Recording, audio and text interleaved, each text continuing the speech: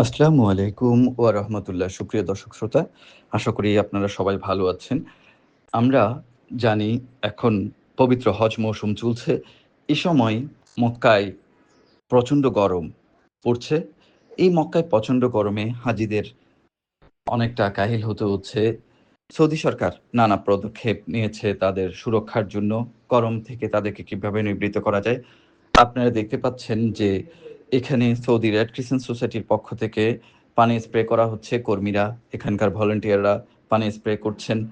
আমাদের হাজিদের সাথেও আমরা বিভিন্ন কথা বলছিলাম।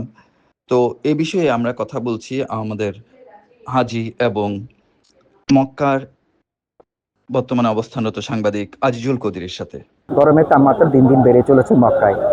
তাই আমাদের জুস কিংবা পানীয় পান করার ব্যাপারে সজাগ থাকতে হবে।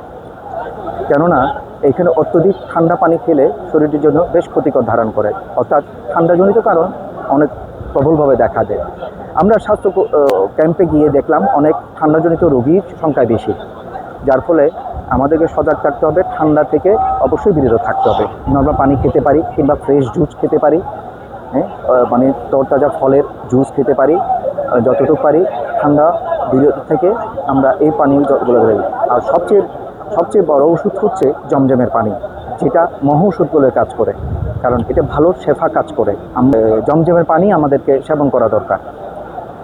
জমজমের পানির উপর আর কোনো কথাই থাকতে পারে না, এর বিকল্প কোনো ওষুধ হইতে পারে না, যার ফলে জমজমের পানি আমাদের শেফা দান করবে। পাশাপাশি পানি আপনি করতে পারেন, সাধারণ পানি অবশ্যই করতে হবে, ঠান্ডা অবশ্যই না। ধন্যবাদ।